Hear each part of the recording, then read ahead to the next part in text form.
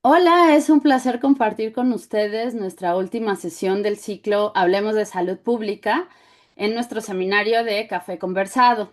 En esta 11ª sesión tenemos un tema que titulamos Más allá del arco iris, salud y derechos de las personas LGBTQ+ en los espacios laborales. ¿No? Sabemos que la discriminación existen algunas barreras para acceder a oportunidades, falta de políticas inclusivas y algunos desafíos para expresar de forma libre las identidades. Y esto se ve reflejado en los espacios laborales. Entonces, nos parecía que conversar estos temas es fundamental, más en junio, en el marco de junio. Y pues para comprender mejor estas experiencias y ver cómo se está desarrollando el tema, les digo, luego hay como mucho contenido sobre las identidades, pero poco luego sabemos qué pasa en estos espacios laborales. Entonces, para esta sesión invitamos a dos personas que ahorita les presento y me va a acompañar como moderador el doctor Juan Carlos Mendoza Pérez, que también es parte de nuestros docentes del departamento. Y él es biólogo, es maestro en ciencias de la salud con especialidad en epidemiología y doctor en ciencias en salud colectiva.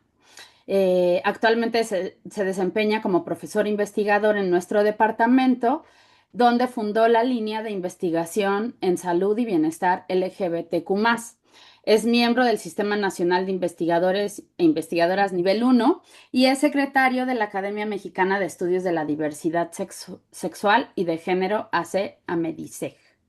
Y bueno, para darle la bienvenida a nuestros invitados, tenemos al doctor Fernando Rubio Ramírez, quien es médico cirujano por la UNAM, es maestro en ciencias con mención honorífica, es director comercial en DOISI Salud Integral, donde impulsa la salud ocupacional como herramienta estratégica para la prevención y la continuidad operativa en las empresas. Y también tenemos la presencia del doctor Matías Tapi, quien es licenciado en psicología y consultor senior en recursos humanos, desarrollo organizacional y cultura corporativa, con 11 años de especialización en equidad, diversidad, inclusión y accesibilidad. También es fundador y director del grupo CREATA y es conferencista internacional en más de 15 países. Es el primer hombre trans en México en construir formalmente una empresa, ganar un premio en recursos humanos y recibir un doctorado honoris causa. También es creador del método DGE IDEA y del sello Ben in Trans. Su trabajo impulsa entornos laborales más conscientes, humanos e incluyentes. Y bueno, les agradezco a los tres que hayan aceptado la invitación a participar en este seminario Café Conversado. Y pues bueno, para entrar de lleno en el tema, bueno, sabemos que en el mes de junio todo se pinta de la bandera de colores, todo mundo es muy inclusivo e incluyente, etcétera, y se hacen muchos discursos sobre diversidad, pero después pasando como la época festiva y conmemorativa, ¿qué tanto vemos estas políticas de inclusión en la vida laboral y cotidiana de las personas LGBTQ+? Es decir, ¿si está cambiando algo al interior de los centros laborales o sigue siendo únicamente un discurso? Pues bien, no sé si quieras arrancarte, mi estimado doctor Fernando, o quieres que lo platiquemos un poquito. Este, Antes que nada, muchas gracias por la invitación, ¿no? igual aquí muy agradecido con la invitación. Gracias por el espacio y si quieren vamos empezando a platicar un poquito de esta temática. Creo que empezamos con la parte general y tal vez uno de los puntos de dolor más grandes. Como bien comentan, en esta época, en junio, todos somos muy incluyentes, todos somos muy diversos, todos estamos apoyando la igualdad, pero es más un discurso de pinkwashing, si lo queremos denominar de alguna forma, porque es muy sencillo preguntarle a todas las personas, y no solamente al colectivo LGTB, si a lo largo del año los protocolos de quejas funcionan como suele funcionar el mes de junio. si a lo largo del año está bien aceptado y es bien permitido que en eventos de la empresa puedan ir con su pareja, si sus preferencias son aceptadas sin antes haber un discurso o al ver alguna actitud hacia ellos. Entonces, creo que suelen ser situaciones muy sencillas y muy básicas las que nos dicen que es una temática que en junio suele explotar, suele ser bien aceptada, pero que realmente no tiene una base estructural para poderse apoyar a lo largo del año en muchas de las empresas. Y no quiero decir que esto sea en el 100% de la muestra que existe en México, pero sí suelen existir muchos puntos de mejora y muchas áreas de oportunidad en lo que podríamos ser un poquito más incisivos. No sé también ahí qué piense Matías. Sí, es bien chistoso porque tiene un par de días, tienen su casa por acá de este lado, más hacia el norte de la ciudad. Y el día de ayer, antier, tuve una cita por allá por el sur, donde están como todas las entidades públicas, y grandotas, no voy a decir nombres, pero pues obviamente, pues sabemos más o menos cuáles están por allá, y las veo justo llenas de banderas, ¿no? O sea, unas banderas gigantescas colgadas afuera del edificio y tal. Y desde mi punto de vista, junio, bueno, el Pride se ha convertido hasta cierto punto en una especie como de auditoría social pública, un poquito como de coherencia, en la que vemos, pues, primero que nada hay que entender, si las empresas salen a decir, las personas son diversas, nosotros somos diversos o diversas, ¿no? Y aceptamos o somos inclusivas, inclusivos, pero la parte importante es qué pasa después de junio, o sea, qué pasa el 1 de julio, qué pasa cuando una persona trans necesita actualizar su nombre en nómina, ¿no? Nosotros nos han llegado casos aquí con empresas que verdaderamente llevan muchísimos años trabajando temas de inclusión, o sea, no estamos hablando de que lleven los últimos años, sino que son empresas que probablemente llevan 20, 30 años trabajando en temas de equidad, diversidad e inclusión, y todavía llegan con nosotros personas trans o personas LGBT. En este caso, específicamente hace 2 semanas llegó un chico trans con nosotros de una empresa de un banco rojo, y hay varios bancos rojos, ¿no? Y nos dijo, en 6 meses que llevo trabajando aquí, han cambiado 4 veces parte de los sistemas y 4 veces me han tenido que sacar del closet en mi identidad de género, ¿no? Entonces, hay ciertas cuestiones que sí, ok, está bien y está padre asistir a la marcha, está padre que pongamos las banderas, pero llega un punto en el que ese tipo de cuestiones se convierte en una cosa que se llama diversity washing. Mucha gente lo conoce como pink washing, digo, yo lo llamo diversity washing. El tema LGBT específicamente es rainbow, como el arcoiris, rainbow washing. Y tenemos, pues sí, el riesgo de como empresas, si no entendemos bien todo lo que compone la equidad, diversidad e inclusión bien instalada, con una capacidad bien instalada dentro de la organización, pues de caer en justo este tipo de situaciones, ¿no? Que son pues lavados de la diversidad o lavados de la inclusión. ¿Y a qué se refiere con estos lavados de la inclusión? Es que son todas estas acciones que no son tan relevantes, que solamente son significativas para realmente decir que son inclusivas. Porque, ojo, hay que considerar que las personas LGBT tenemos un valor de comercio y eso pues lo ven muy claro las empresas, ¿no? O sea, está bien padre que las personas de la comunidad LGBT me compren, ¿no? Y hacia afuera decir que soy inclusivo, pero pues hacia adentro, ¿qué está pasando? Sí es importante también o es necesario puntualizar que sí se han hecho cosas. No es como que todo esté mal o todo sea malo o poner las banderas esté mal. Es como el cupo laboral. Yo, por ejemplo, no soy afín o no soy muy partidario del cupo laboral que marcan, por ejemplo, no sé, para las mujeres o para las personas con discapacidad o adultos mayores, porque creo que es limitar la cantidad. Creo que en general deberíamos de tener procesos inclusivos y no solamente tener un número, porque ese número podría ser, se lo podríamos romper y podría ser muchísimo más, pero creo que es como poner un piecito en la puerta y decir, pues bueno, o sea, es como mi primera acción. Ok, perfecto, es tu primera acción, entonces llegamos consultores de este lado, pues justamente tocaron la puerta y oye, qué tan inclusivo eres, ¿no? ¿Qué políticas tienes? ¿Qué procesos? ¿Qué procedimientos? Y ahora sí vamos a acompañarte pues de manera real, porque la inclusión pues está en todos los niveles, ¿no? Desde recursos humanos, desarrollo organizacional, cultura corporativa, que es donde más te toca a veces, hasta que se tenga un departamento especializado de equidad, diversidad e inclusión. Hay empresas que sí lo tienen, que lo están haciendo muy bien, este, pero hay empresas que pues no tienen ni siquiera la menor idea y nada más ponen la bandera. Entonces, yo diría, sí hemos avanzado, sí hay empresas que tienen instalados políticas, procesos, procedimientos, buenas prácticas, medidas, programas, etcétera, y hay empresas que solamente lo hacen o desde la buena intención o desde la mercadotecnia, que eso también es importante comprenderlo. Hay quien no lo hace bien del todo porque solamente es una buena intención, pero no es una capacidad técnica que tengan desde dentro, ¿no?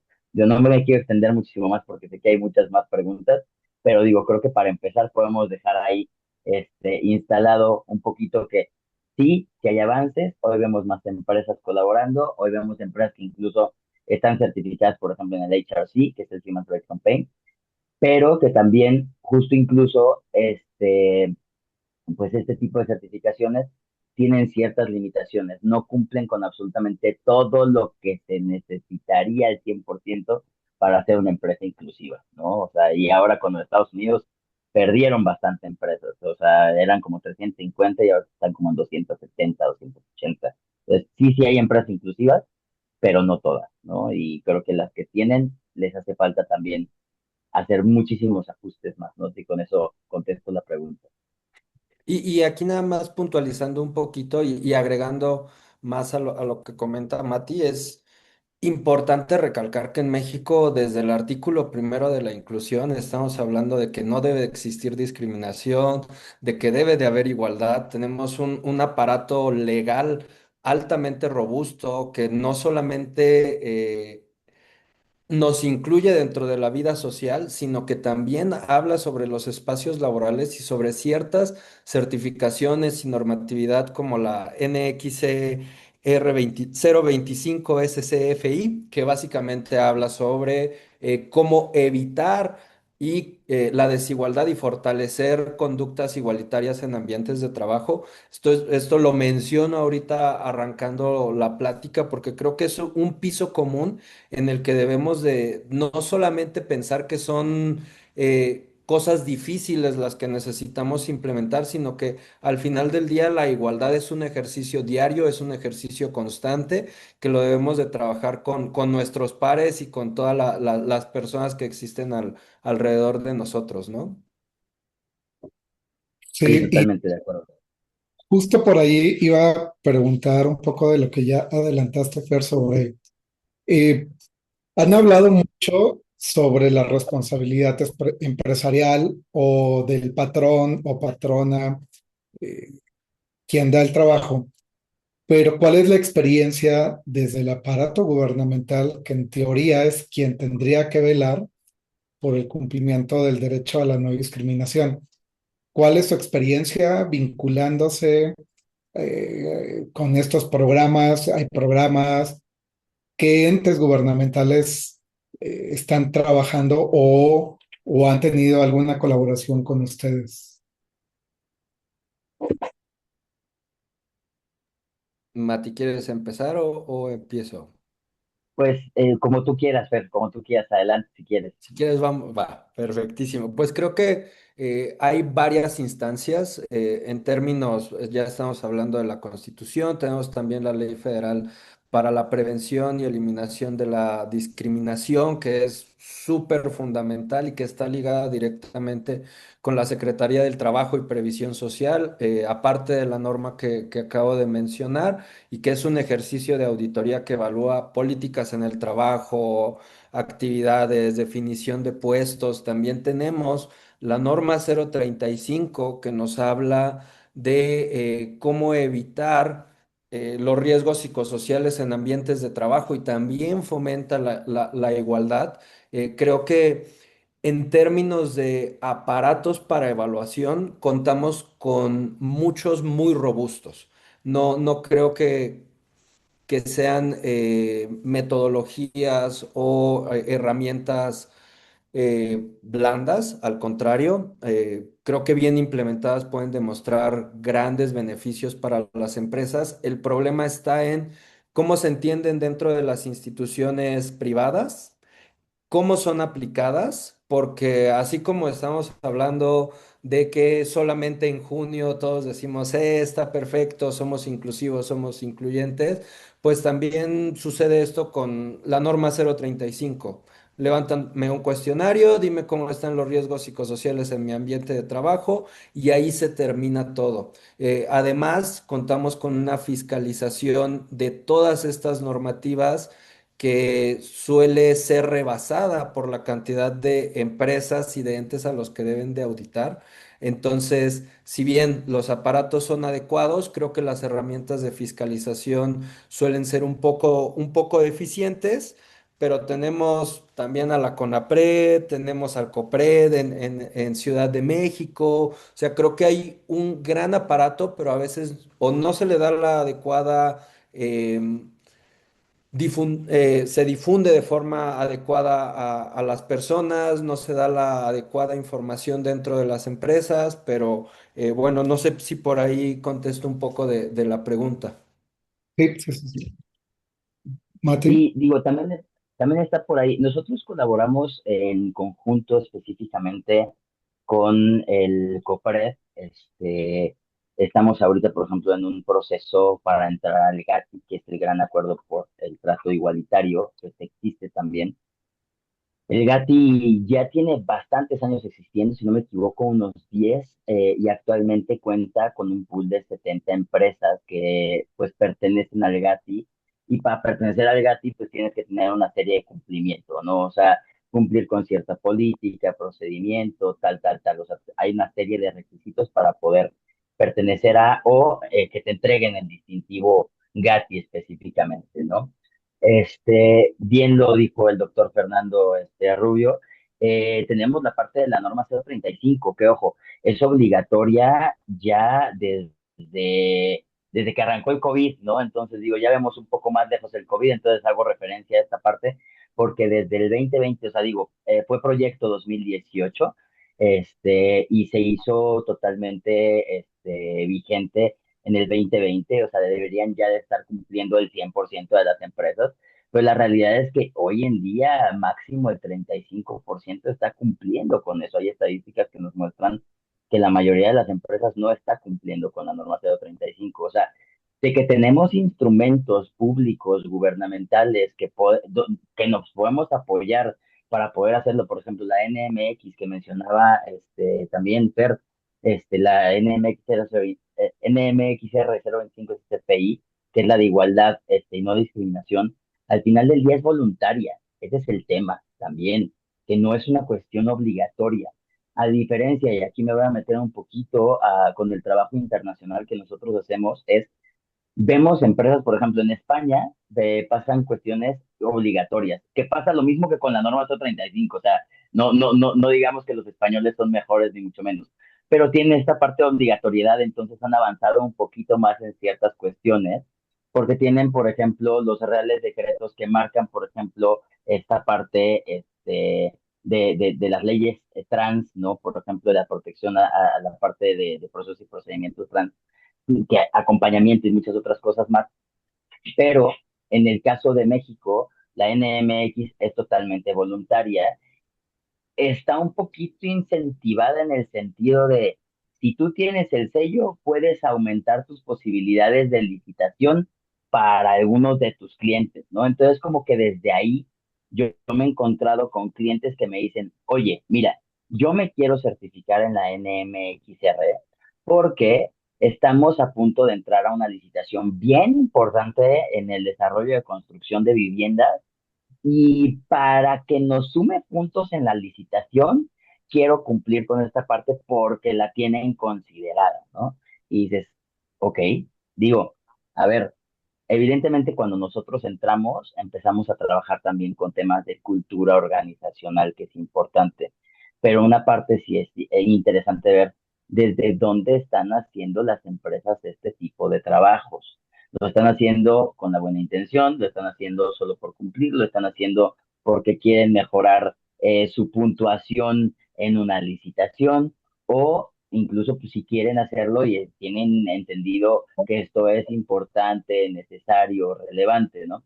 Entonces, también nosotros trabajamos con la Comisión de Derechos Humanos de la Ciudad de México, que también tienen un montón de herramientas, ¿no? Entonces, sí tenemos entidades que cumplen y cubren con un montón de cosas. O sea, podemos obtener con ellos o sea, en Internet si nos metemos y ponemos los protocolos, por ejemplo, no solamente la norma 035 se volvió obligatoria, sino también desde hace un par de años atrás, desde el 2019, creo que mayo o 2018 mayo, tenemos la parte de la obligatoriedad como empresas de tener un protocolo de atención y erradicación para la violencia dentro de los centros de trabajo.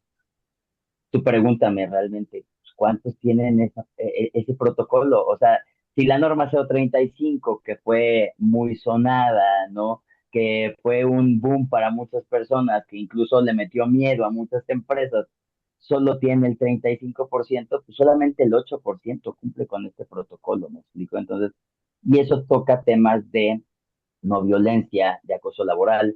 Recién salió un caso, ¿no? Lo comentábamos el doctor Fernando y yo antes de entrar a la sesión, el caso de un doctor en Baja California, ¿no? Que hoy en día, pues, está incapacitado, ¿no? O sea, ya está, o sea, ya tiene el 50% de la incapacidad por temas de mobbing laboral, por temas de acoso laboral. Entonces, sí tenemos instrumentos y herramientas, pero también es una, cómo lo aplican las empresas y dos, cómo lo están entendiendo las personas y tres, el cómo lo ejecutan las personas adentro, los líderes, los colegas, o sea, nosotros, por ejemplo, vemos cuatro niveles que son importantes, que son, es la parte de liderazgo, es la parte, pues, de colegas en general, es la parte de tu área de trabajo y es una autoevaluación también, ¿no? O sea, eres tú, tu equipo grandote de toda la empresa, tu equipo de área y tu líder. Entonces, ¿cómo están realmente adoptando este tipo de medidas en todos estos niveles y en todas las partes dimensionales dentro de la empresa de manera transversal? Desde el área de RH, que es a quien siempre le echan absolutamente todo encima, hasta tu área de finanzas, contabilidad, hasta tu área, por ejemplo, de marketing, de desarrollo de producto e innovación, en tu área, en tus C-levels, o sea, cómo lo están tomando verdaderamente y cómo lo están aplicando. O sea, si lo están viviendo o solamente estamos cumpliendo con politiquitas de cajón, y realmente no tenemos ningún tipo de cambio de cultura organizacional en las empresas. Eso es, yo devolvería un poquito esta parte. Sí, tenemos, y un montón. Y desde el ámbito gubernamental, tenemos un montón de cosas, pero quién lo está haciendo verdaderamente y quién verdaderamente lo está viviendo. O sea, no solamente que diga que lo tiene, sino que lo viva verdaderamente. Y también aquí, igual puntualizando otras cosas que se me iban viniendo a la mente.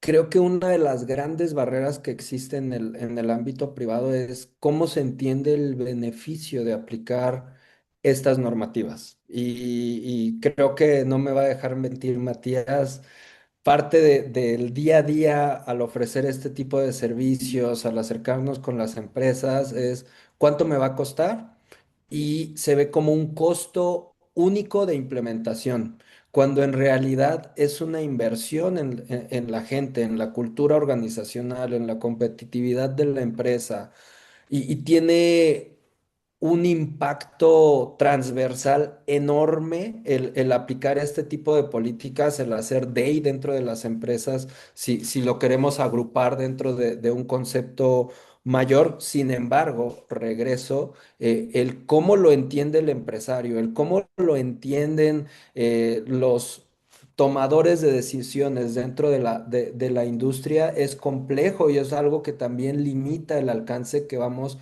a poder obtener con todas estas políticas y con implementar este tipo de instrumentos. Porque si bien sabemos que tener colaboradores, si bien no felices, conformes con su ambiente laboral, con el liderazgo que tienen, con condiciones materiales adecuadas para poder ejercer sus funciones, tiene un impacto positivo, pues muchas veces dentro de la empresa esto solo se interpreta como un gasto más, como un costo extra y no como algo que va a llegar a mejorar muchas de las problemáticas que puedan vivir. O sea, me ha tocado contactar con algunos clientes que dicen, tengo mucha rotación de personal en un área en específico y no se dan cuenta que hoy en día las acciones de discriminación, de violencia, no son actos realmente francos de odio, no son declaraciones físicas grandilocuentes. Muchas veces vienen ejemplificadas desde una entrevista de trabajo donde se tiene que indagar preferencias sexuales sin que éstas repercutan de forma directa en cómo se va a desempeñar X o Y persona en su puesto o actividad laboral, ¿no? Entonces creo que es hacer ese sopeso entre ambas situaciones. Si bien tenemos un aparato muy fuerte para poder fiscalizar y para poder implementar, el cómo lo entienden, el cómo lo ejecutan dentro de las empresas y qué esperan obtener puede ser algo que nos ayude o que limite, como menciono, el alcance de todas estas políticas. Ok. Sí, y digo, ahorita dijiste algo bien importante, perdón, doctora, la interrumpí, adelante, adelante. No, no, Este, dijiste algo bien importante que es a lo mejor que hoy en día no es tan evidente el tema de la discriminación, ¿no? Efectivamente, quizá no haya una agresión como tan abierta, ¿no? Que sí las hay, y muchísimas, ¿no? Y por eso vemos un montón de casos a cada rato de agresiones abiertas, súper feas, súper fuertes. A veces sí hay esta parte de insultos, burlas, exclusión, hostigamiento, comentarios, pero justo ahorita dijiste algo bien importante que aparece de manera sutil en una entrevista de trabajo cuando te pregunto, por ejemplo, acerca de tu edad o acerca de, por ejemplo, si eres una madre soltera, si tienes apoyo en casa, por ejemplo, ¿no? Y ese tipo de situaciones al final no deberían de ser preguntadas dentro de una entrevista de trabajo, ¿me explico? O por ejemplo, que asumamos que una persona que es gay es bueno para la parte creativa, incluso va desde ahí, ¿me explico? Mira, ¿sabes qué? Es que, ¿sabes? Es una mujer lesbiana, entonces seguramente va a ser buena líder porque son bien mandonas, por ejemplo, ¿no? Entonces, todos estos estereotipos y prejuicios que también tenemos referente a la comunidad LGBT específicamente, van marcando ciertas pautas. Y bien dijiste, ¿no? No solamente viene en la entrevista de trabajo. Echémonos un clavado a Indeed, a OCC, a Computrabajo o a otras herramientas de trabajo, incluso a los empleos de Facebook si quieren, ¿no? ¿Cuánta discriminación no hay todavía incluso en las ofertas laborales? ¿Me explico? O sea, podemos ver incluso ciertos, ciertas formas de redacción, cierta inclinación hacia el masculino genérico, por ejemplo, ¿no? En cuestión de lenguaje. Todavía hablamos de directores y no hablamos de directoras, ¿no? Gerentes y no de gerencias, por ejemplo, ¿no? O de direcciones, en vez de directoras únicamente. Entonces, seguimos teniendo muchas áreas de oportunidad desde la parte de la empresa y mucho empieza justo desde el cómo estamos redactando la vacante, desde el cómo es toda esta parte del CX, ¿no? Del Candidate Experience, de cómo yo recibo al colaborador, a la colaboradora o al stakeholder en específico, a que yo le haga una llamada, ¿no? Porque ahí también podemos ver un montón de cuestiones, ¿no?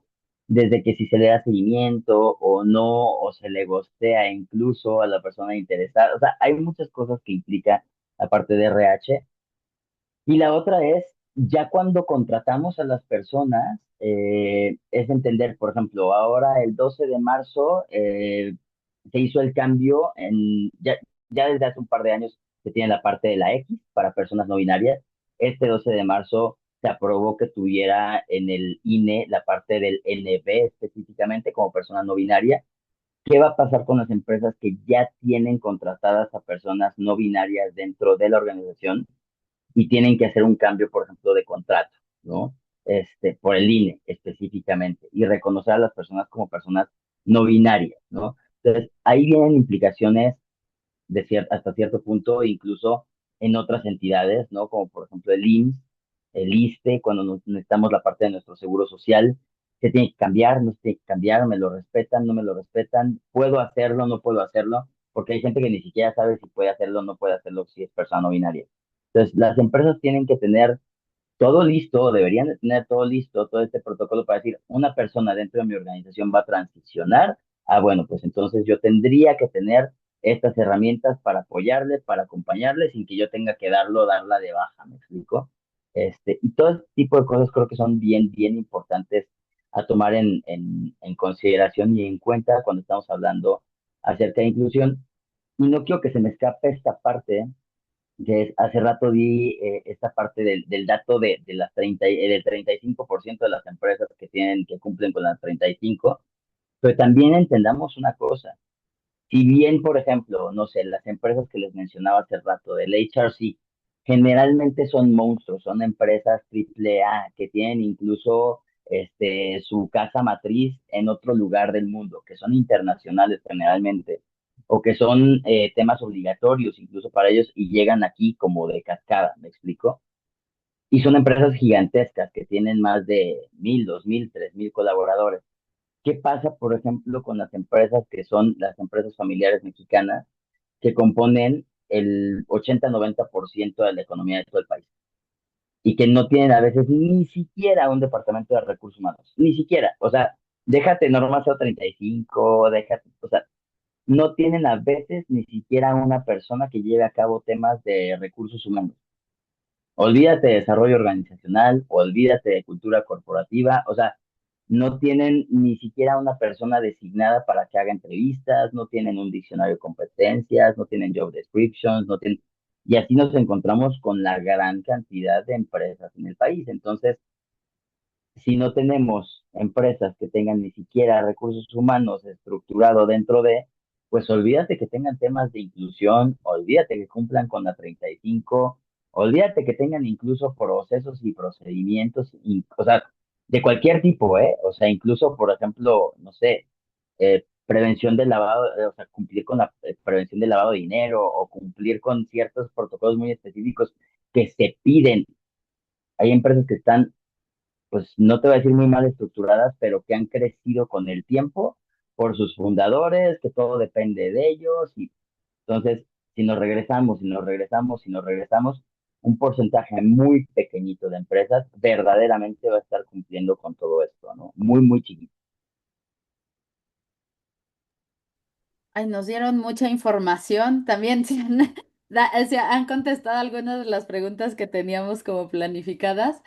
Eh, a mí me cuesta trabajo entender un poco cómo funciona ya en la realidad y en la operatividad en las empresas, ¿no? O sea, primero, bueno, la falta de inclusión que hay a la comunidad LGBT desde los trabajos, ¿no? Había leído algunas estadísticas que solo como 11% tienen acceso a trabajos formales, ¿no? Que son de las que estamos hablando. Y desde ahí empieza como un panorama de discriminación muy fuerte de no poder ingresar a trabajos laborales y lo que eso conlleva de no tener seguridad social, etcétera, ¿no? Y ahora todo este contexto que nos cuentan de que sí hay instrumentos, que sí hay un aparato, que sí hay como toda la legislación que se podría avalar con la norma, la 025 y la 035 y todas las que nombraron, pero ¿cómo opera ahorita que decía Mati, ¿no? O sea, como estas empresas grandes que tienen las cuotas de compromiso social y que tienen mucho más intereses empresariales, más que como de inclusión, y que nombraban un poco dónde están en las distintas áreas, ¿no? Y cómo lo van adaptando de manera transversal desde lo que comentaban, el reclutamiento, las entrevistas, cómo están redactados los perfiles. Y yo me preguntaba, recordé un caso que me contó la doctora Alejandra Silva, que también está en el departamento, como por ejemplo está en en la norma, me parece que la 035, no recuerdo, ustedes sabrán más. ¿Cómo está especificado, por ejemplo, el peso que tiene que cargar una mujer y cuál es el peso determinado para un hombre, ¿no? Y entonces, ¿qué pasa, por ejemplo, con las personas trans o sea, tú no las puedes poner en una categoría u otra porque en términos de salud podrías afectar la salud si no ha acabado de transicionar y su proceso de hormonización y no está ahí. O sea, ¿cómo?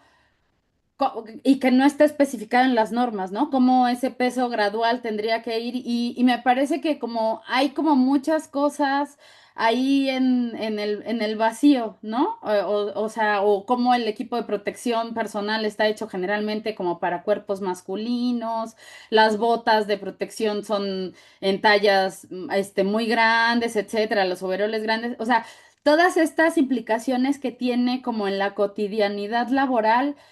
¿Cómo operan según su experiencia? Les digo, porque ustedes han estado en entornos laborales y eso es como la riqueza que nos pueden dar aquí a nuestra audiencia. O sea, ¿cómo pasan en las distintas ejecuciones todas estas problemáticas que surgen? En términos de salud y de contratación y todo, porque por ejemplo ahorita decían, bueno, el cambio en el INE o que decían, bueno, y tuvo que sacar en el cambio de la empresa 4 veces la identidad de esta persona en este banco. O sea, estas cosas, ¿cómo se resuelven en la práctica? Me gustaría que nos compartieran.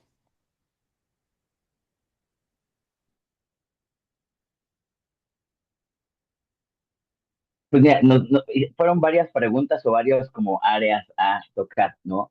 Que efectivamente yo te diría no se está cumpliendo con o no se están teniendo las herramientas dentro de las organizaciones para poder atender este tipo de, perdón, de situaciones.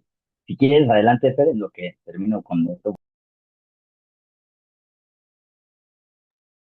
Listo. Sí, como bien comenta Mati, es complejo, es difícil, sobre todo porque eh, el, el problema de hoy no es ideológico, es un tema estructural y por efecto directo. ¿A qué me refiero? No se trata de que la discriminación, como mencionábamos hace rato, sea hostilidad declarada, sino que viene desde ¿cómo entiendo que debo de hacer la descripción de un puesto? Y aquí nos metemos con otro tipo de situaciones como lo son los exámenes médicos de ingreso, que se pueden considerar para algunas personas discriminatorio cuando desde la ley y desde la norma 030 de la Ley Federal del Trabajo nos pide hacer exámenes médicos de ingreso para conocer la salud de nuestros colaboradores. Entonces, creo que aquí hay varios pasos para poder ir implementando de forma adecuada dentro de las empresas. El primero, como bien mencionamos, es la sensibilización.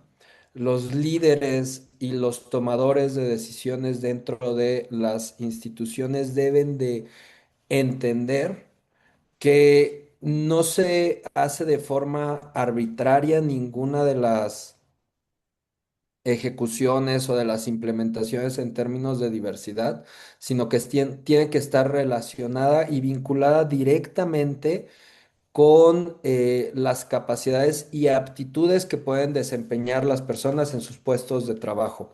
Entonces, por ahí creo que podemos empezar con el tema de sensibilización y todo esto al final del día es un camino muy largo. Si ahorita quisiera contestar de forma resumida el cómo lo puede hacer una empresa de forma adecuada, creo que primero tenemos que hacer un diagnóstico y ese diagnóstico es multivariado. Vamos a tener que analizar si tienen incluso un reglamento interno dado de alta, si las definiciones de puestos están adecuadas a la estructura de la empresa, a las metas de la empresa, la redacción para las vacantes es adecuada o no. Tenemos que conocer quién está dentro de recursos humanos y si tiene un adecuado entendimiento, si tiene conocimiento sobre este tipo de situaciones, si el área legal lo está respaldando y le está brindando información adecuada. Entonces,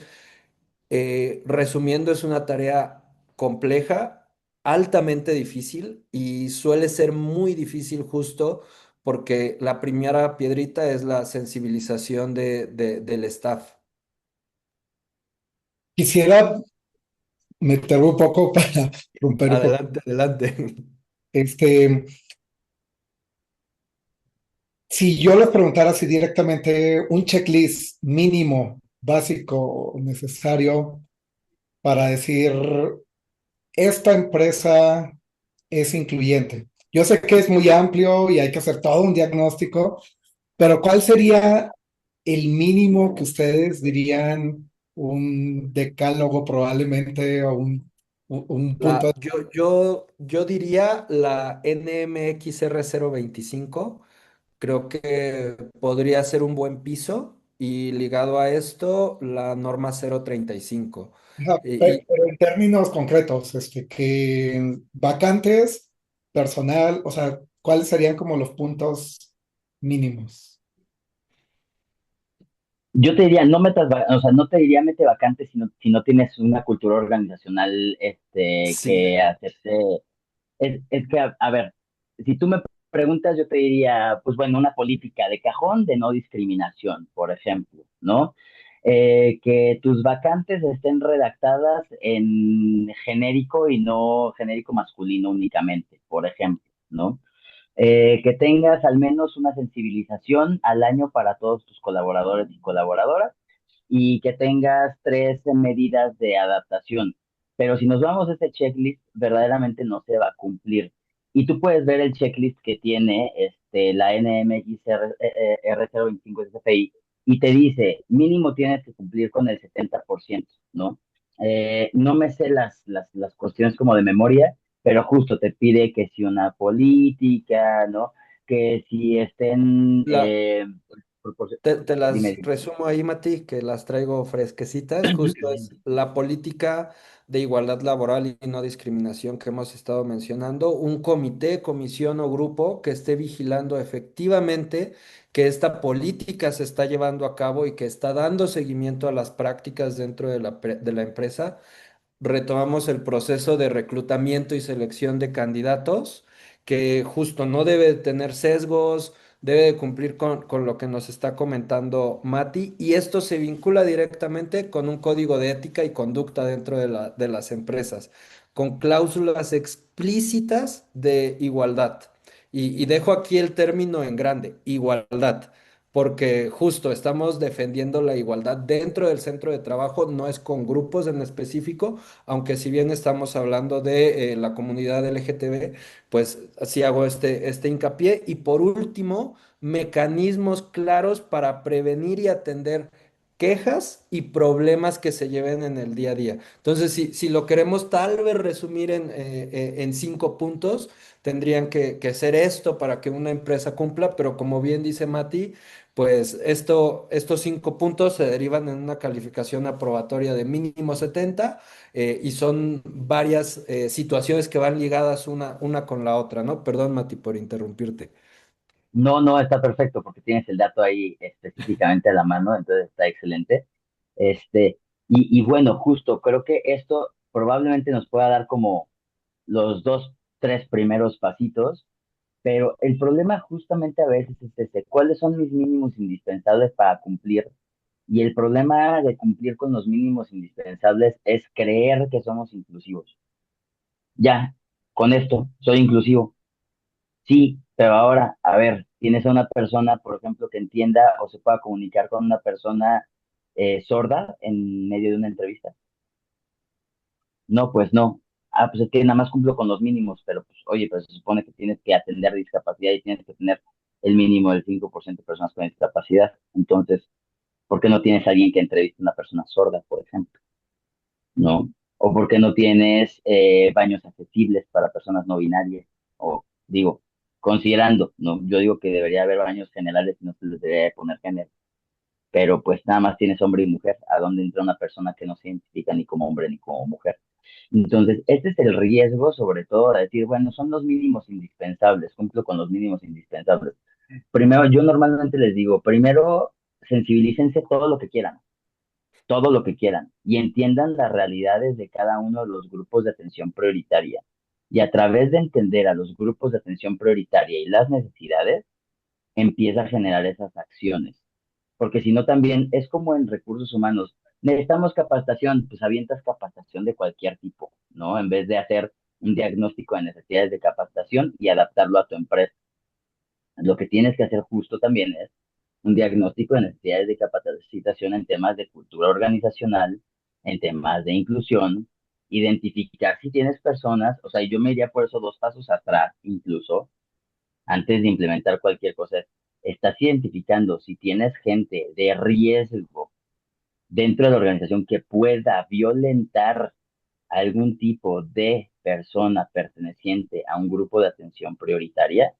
Las tienes claras, las tienes mapeadas, tienes gente que tiene machismos arraigados, tienes gente homofóbica, bifóbica, transfóbica dentro de la organización, conoces a tu población para empezar, conoces la diversidad que tienes dentro de tu organización, sabes si actualmente ya tienes personas con discapacidad en tu empresa, porque yo ahorita les pregunto a ustedes, cuando decimos discapacidad, ustedes, o sea, al final del día ustedes son médicos, ¿no? Cuando decimos discapacidad, ¿qué entendemos por discapacidad? Generalmente nos viene a la cabeza el sesgo común, persona usuaria silla de ruedas. Pensamos en personas con discapacidad y luego pensamos en personas usuarias sillas de ruedas. Pero hay muchísimas más de discapacidad. Sí, claro, Matías, las personas sordas, claro, perfecto, sí, las personas que no ven o que tienen debilidad visual, ¿no? Las personas ciegas, sí, son tres. Y después, ¿quiénes más? Y las personas que tienen discapacidades no visibles, por ejemplo, una persona que tenga fibromialgia o que tenga cierta, o sea, que ha adquirido cierta situación de salud, que ahí recae la parte médica también bien importante, ¿no? Personas Y no nada más neurodivergentes. personas neurodivergentes, por ejemplo. Entonces, ¿realmente tu empresa está lista y crees que solamente con una política que nadie vive, que la tienes nada más escrita, que la aprobaron 2, 3 personas? Para empezar, ¿la conoce la persona, el dueño de la empresa o el director o las direcciones, los diferentes líderes? ¿La firmaron todos? ¿Firmaron un compromiso, ¿no? Un despliegue de compromiso. Se hizo un despliegue de compromiso de manera institucional y protocolizado para que todos los colaboradores y colaboradoras conozcan que estamos entrando en temas de diversidad. Realmente saben que nos estamos moviendo hacia una era de inclusión y de diversidad, o solamente de repente porque justo es junio y entonces ven afuera de la empresa la bandera. Entonces, yo me iría a los primeros pasos de preparación, ¿no? De un entorno inclusivo, porque, y lo dijimos hace ratito, ¿no? O sea, se los comenté, mientras no haya una cultura organizacional, van a pasar casos como los que les pasó al Papayito, por ejemplo. No sé si conocen el caso del Papayito, me imagino que sí, que es un señor que trabajaba en un H-E-B en Torreón y el bullying, el mobbing, o sea, el bullying es el mobbing laboral, o sea, más bien, el mobbing El laboral es mobbing el es el bullying bullying laboral. que, exactamente. Entonces, esta persona sufrió tanto de acoso y fue por una bromita primero, ¿no? Que si le escondían el sándwich, que si le ponchaban la llanta de la De la- bici, que si esto, que si el otro, que si le decían gordito, que si le decían tal, tal, tal, y jijiji, jajaja, y la risa colectiva, padrísima, ¿no? El cuate totalmente segregado, excluido y aislado. Y ahí no estamos hablando ni siquiera de que es una persona de la comunidad LGBT. Estamos hablando de que era una persona con cierta edad, con cierta corporalidad, con cierto aspecto físico, el cual por su aspecto físico fue atacada. ¿Me explico? ¿Hasta llegar a dónde? Hasta perder la vida. Fue asesinado adentro de las instalaciones de la empresa. ¿Cómo? En su refresco, en su jugo, le echaron un desengrasante. Cuate se lo tomó y pues ni siquiera hubo protocolos que lo atendieran a tiempo. Si lo hubieran atendido quizá un poco a tiempo, probablemente le hubieran salvado la vida. Y estamos hablando de un supersote, ¿sabes? O sea, estamos hablando de una empresa grande, que a sus 2, 3 días, mira, así, Juan Carlos, subieron sus políticas de inclusión.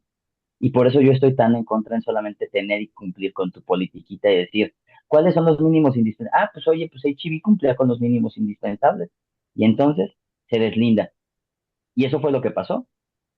¿Y sabes en quién cayó la responsabilidad del Papayito? En nadie. Porque por un lado estaba la empresa outsourcing que lo contrataba y ni siquiera había un monitoreo, un control, un interés por cómo iba, y por el otro lado está la empresa que es el patrón no oficial, pero el patrón que ejerce pues las funciones, ¿no? Entonces nadie se hizo cargo. Y para mí, desde ese, o sea, digo, yo sé que es un mundo muy utópico lo que yo les estoy diciendo, ¿me explico? En el que pues yo espero que realmente la cultura cambie, pero creo que antes de invitar a cualquier persona a trabajar con nosotros, a lo mejor al parejo, pero debemos de empezar a trabajar con la cultura de la empresa, antes de hacer cualquier tipo de política, empezar a hacer un compromiso como empresa. Yo te diría que ese es el básico, uno, ¿no? El pasito de bebé número uno es que todas las personas dentro de la organización sepan que equidad, diversidad e inclusión va a empezar a ser parte del ADN de la organización. Así, punto número uno es. Y entonces empieza a trabajar verdaderamente con eso, porque si no te pasan como las campañas de employer branding que según las empresas son buenas para trabajar. Tenemos un excelente ambiente laboral y adentro pues están fregando todo el tiempo, ¿no? Entonces, yo te diría, punto número uno, trabajar sobre la cultura organizacional, trabajar sobre ella, y eso implica un montón de cosas, ¿no? Y Y sumaría entonces, ya poco a a tu poco. comentario, Mati, tal vez el concientizar, trabajar y empezar a medir. Porque Sí, justamente algo que sucede mucho dentro de las empresas, y creo que esta frase aplica en muchos entornos: lo que no se mide, no se ve, no existe y no se puede mejorar. Y este tipo de totalmente. situaciones, justo como bien comentabas el caso del papayito, pues son eh, habituales dentro de las empresas, pero no hay ninguna medida, no hay registros fidedignos que nos diga qué está sucediendo, y por ende es como si nunca existieran hasta el momento en el que tenemos un desenlace fatal o una complicación de la situación, ¿no? Entonces creo que aunado a esto justo es empezar a medir, como bien hemos mencionado a lo largo de toda la plática y de toda la conversación. Instrumentos hay muchos, y son fáciles hasta cierto punto de aplicar. No, no es rocket science, pero creo que se tiene que tener la voluntad de querer hacerlo, y quitar la mayoría de los sesgos al empezar a medir, ¿no? Bueno, y ahorita que Sí, hablaban, totalmente. perdón. No, no, adelante, Me adelante, surgió doctora, la perdón. duda ahorita que hablaban de la medición, o sea, decían que se necesita hacer un diagnóstico de capacitación y eso, o sea, se hace un diagnóstico de necesidades, digo, en el ámbito laboral. Sé que, o sea, los trabajos tienen planificados derechos laborales específicos, por ejemplo, para las mujeres en términos de la maternidad, de los días de incapacidad por lactancia, en menstruación cuando hay, bueno, algunas cosas, ¿no? Y entonces se están haciendo también diagnósticos de necesidades en específico, en temas de inclusión. ¿O cómo funciona? Porque decían que hay como comités que se forman dentro de las empresas, y yo pensé, bueno, ¿cómo se conforman esos comités? ¿Quién forma esos comités? ¿Qué sensibilización tienen esos comités? Digo, yo estoy muy lejos de la cultura organizacional, entonces me surgen muchas dudas.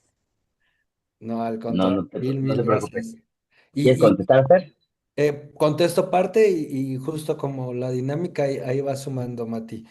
Sí, bien, bien como estábamos platicando y regresamos a la NMX, eh, tanto la NMX como la norma 035 en sus anexos estipulan tanto el tipo de cuestionarios como la metodología de evaluación. Entonces, por ahí ya realmente no nos tenemos que romper la cabeza en qué vamos a preguntar, sino en el cómo lo vamos a preguntar y en cómo vamos a aplicar los resultados. Entonces, eso contestando un poco el cómo se hace. Y algo bien importante de la NMX es que para poder obtener este sello, yo no me autoevalúo. Hay una sociedad que es la EMA que va y registra y evalúa que justo todos los numerales que vienen en esta norma se están cumpliendo. Entonces, busca ser un aparato lo más certero posible y busca que esta auditoría venga certificada por una entidad que se encarga únicamente de hacer este tipo de validaciones.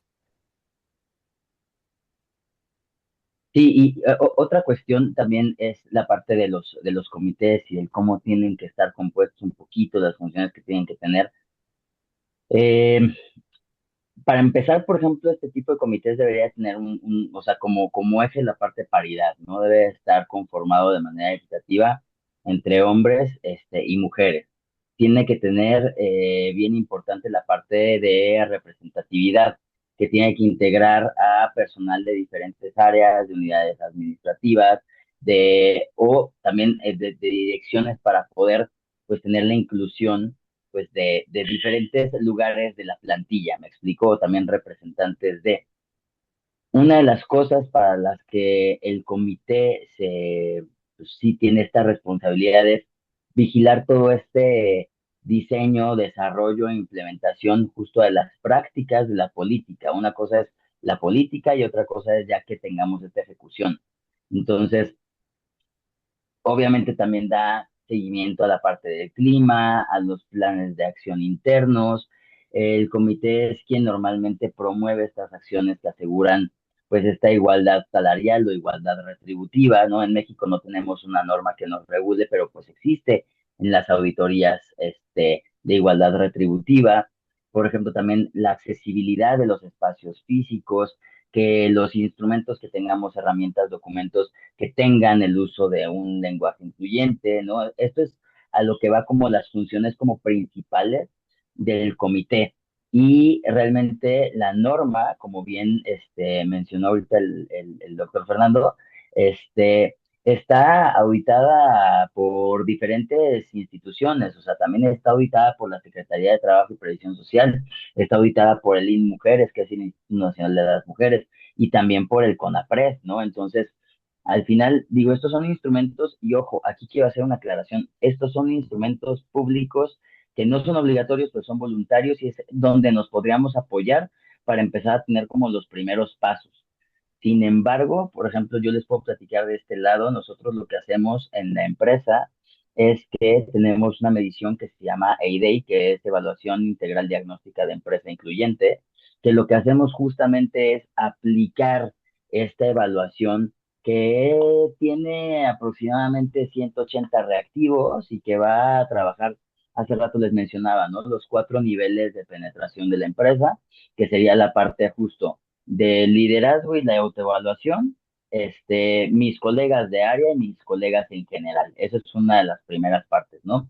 Y obviamente hay muchas preguntas conforme a esos 4 niveles. Ahora, también viene esta parte de todas las situaciones, los datos demográficos, y por eso les decía ahorita, conoces la diversidad que tienes dentro de tu organización, sabes si tienes personas con discapacidad o no, porque a veces, y nos ha pasado muchísimo, que llegamos a las empresas y dicen que no tienen personas con discapacidad, y es bien chistoso, nos ha pasado que tenemos un promedio del 30% en las empresas que hemos evaluado, en todas las que nos dicen que no tienen personas con discapacidad, cuando hacemos este levantamiento, obviamente, al poner algún tema, ya sea neurodivergencia o algún tema de fibromialgia o algún tema de diabetes o algún tema porque se dan muchas opciones, ¿no? Nos damos cuenta que hay un montón de personas dentro de las organizaciones que tienen un tema de salud, ¿me explico? A trabajar. Y obviamente aquí hacemos el recopilado desde temas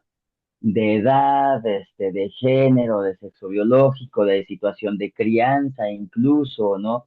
Si es soltero, casado, viudo, divorciado, si o sea, son muchísimos los componentes. Digo, esto nosotros lo hacemos desde una forma totalmente anónima, porque son obviamente datos personales y datos sensibles, y esto lo trabajamos de manera anónima totalmente como consultora externa. Entonces recabamos toda la información y nos damos cuenta cuáles empiezan a ser las necesidades que tiene esa empresa particularmente con la diversidad que ya existe dentro de esa organización. No sumando más diversidad, no es sumar más diversidad, incluso es entender el cómo está la diversidad de esa empresa en particular en ese momento. Es una foto, es una radiografía de cómo está la empresa.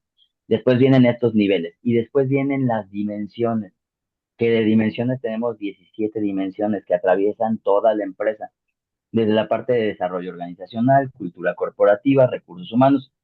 Oye, ¿cómo ves las políticas de inclusión?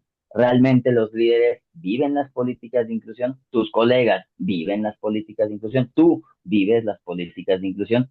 Y así son un pool de como de 180, 190 preguntas aproximadamente, creo que son 184 si no me equivoco en nuestro listado, donde podemos identificar y nos da un resultado de aproximadamente 170 páginas de resultado total, en donde podemos ver incluso recomendaciones, porque tocamos temas de acoso, de violencia, de hostigamiento, o sea, atraviesan, como les decía, todas estas dimensiones, todos estos ejes, todos estos niveles, y a partir de ahí podemos tener una ruta y podemos hacer un roadmap para ver cómo podemos ir avanzando con la empresa. Y hoy en día, ¿qué es lo que más le duele? Si arrancamos con una charla de sensibilización o si arrancamos, por ejemplo, con la instalación de una línea ética de denuncia, por ejemplo. Hay que ver identificar justamente qué necesidad tiene la empresa y empezar a actuar desde ahí, porque nos ha pasado muchas veces que llegamos por una situación a lo mejor de que quieren empezar con temas LGBT o con temas trans, pero nos vamos hacia atrás y vemos que incluso hay muchas personas que están denunciando directores o gerencias que están haciendo un tema de abuso laboral. ¿Me explico? Y estamos hablando de temas de acoso sexual o acoso de otro tipo de, pero que es laboral. Entonces, tenemos que empezar a trabajar con mentorías, con acompañamiento a líderes, con capacitación y sensibilización para líderes. Mucho viene del machismo que tenemos arraigado, ¿no? Entonces, por eso digo, son demasiadas dimensiones, sí existen todos estos instrumentos, no todo el mundo los hacemos, definitivamente no. Y nada más también para cerrar, por ahí la NMX tiene si no me equivoco, son 9 puntos como principales, pero también, por ejemplo, si alguien quiere certificarse en el HRC, ¿no? Tiene que cumplir con 4 criterios que te pide, aquí en México se llama Equidad MX, y es uno que tengas justo, y va hacia lo mismo, y se van a dar cuenta que es como más o menos el mismo método, que es la adopción de políticas de no discriminación LGBTQ, ¿no? O sea, este es específicamente para el HRC, que tengan educación y entrenamiento en diversidad e inclusión LGBTQ, que tengan la creación de una red de afinidad. Aquí no están pidiendo un comité, pero están pidiendo una red de afinidad y personas aliadas de la comunidad LGBT, más, o también tener consejos, de la diversidad e inclusión.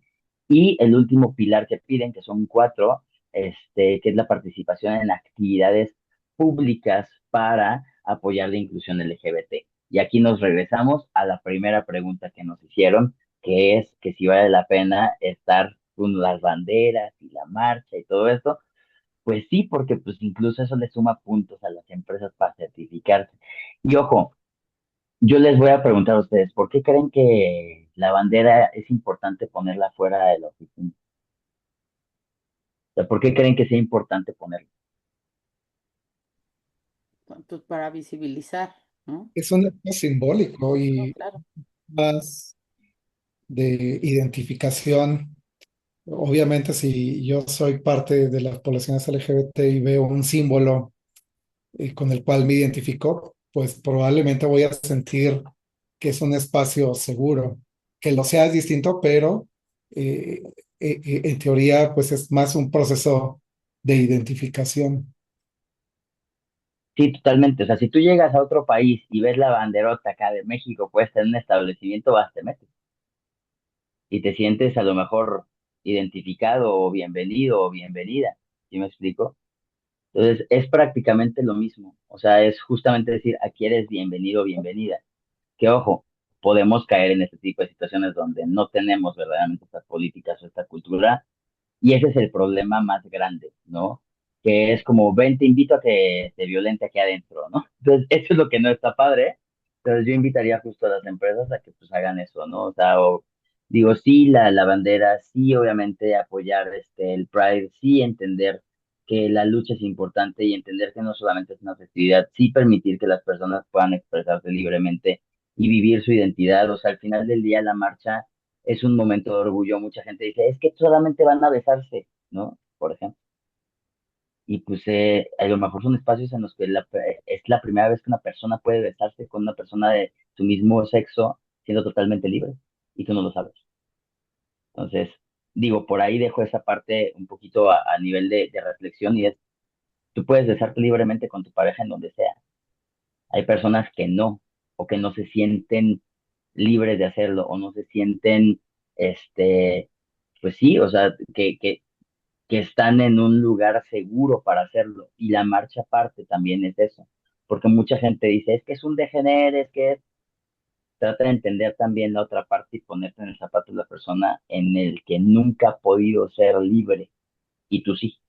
Entonces digo, entenderlo no es justificarlo, pero pues sí es entenderlo un poquito, ¿no? Bien, que estamos llegando ya al punto del cierre porque el, el tiempo es bastante limitado. Nada más quisiera intentar hacer un resumen de la sesión, del cafecito, que me faltó el café, por cierto, este, e intentar rescatar algunos puntos que nos brindaron. Una realidad es que la violencia y la homofobia, la lesbo y transfobia permanece no solo a nivel social, sino dentro de esta estructura social está lo laboral. Y mencionaron también que probablemente no hay como una visualización o reporte tanto de una violencia física, sino lo que mencionan más son microagresiones, que son violencias cotidianas, constantes y algunas veces incluso imperceptibles. Pero por otro lado también mencionan que hay instrumentos, sí hay instrumentos legales, normativos, para echar mano en la prevención y atención de la discriminación laboral, aunque también menciona que hay un desfase en que probablemente tengamos normativas muy progresistas, pero que en la realidad no van a la par en el avance. Eh, lo ideal sería una corresponsabilidad entre gobierno, en esta parte estamos hablando del Estado como un representante, el gobierno, la empresa, quien te da trabajo o quien te contrata, pero también hay una parte de corresponsabilidad de la parte trabajadora. Hay que poner denuncias, creo que eso es como importante también alentar a las personas, aunque hay un panorama medio oscuro en términos de un cambio muy lento, el cambio se logra también a través de la denuncia cuando se vive discriminación por orientación sexual e identidad de género en los espacios de trabajo, se puede denunciar, ya se dijeron algunos medios como COPRED, que es si vives en la Ciudad de México es COPRED, a nivel nacional puedes hacerlo con CONAPRED, pero también me imagino que hay otras vías a través de la Secretaría del Trabajo, que yo me quedé en conciliación y arbitraje y creo que ya no es conciliación y arbitraje. ¿Cuál es el término ahora de lo que en su momento era conciliación y arbitraje? No, no recuerdo yo ahorita el nombre, tú, Fer. No, no lo tengo a la mano, Juan, Pero pero, podemos, pero por hay un ahí. algoritmo que atiende las dificultades laborales y finalmente, pues, continuar el trabajo que ustedes dos realizan, que es la capacitación, la sensibilización y sobre todo que es constante, que probablemente con un curso de 1 o 2 horas no va a ser suficiente, sino tiene que ser de una forma transversal y ustedes mismos lo dijeron a través de una política ya implementada dentro de los espacios de trabajo. Entonces, intentar rescatar la mayor parte de sus comentarios. Muchas gracias por acompañarnos y por la invitación. Y Clara, nos despides. Sí, les agradezco mucho a los tres que hayan participado y por darnos este panorama y que nos compartan sus experiencias. Y bueno, igual como dijo Juan Carlos, pues vemos como los avances que tenemos y los retos que aún nos falta por construir espacios laborales pues más seguros, más libres de discriminación y más equitativos. Les agradezco mucho y pues estamos en contacto. Al Gracias. contrario, gracias a ustedes y Muchas estamos gracias. y a sus órdenes. Muchas gracias a ustedes. Y por la invitación y por escucharnos también.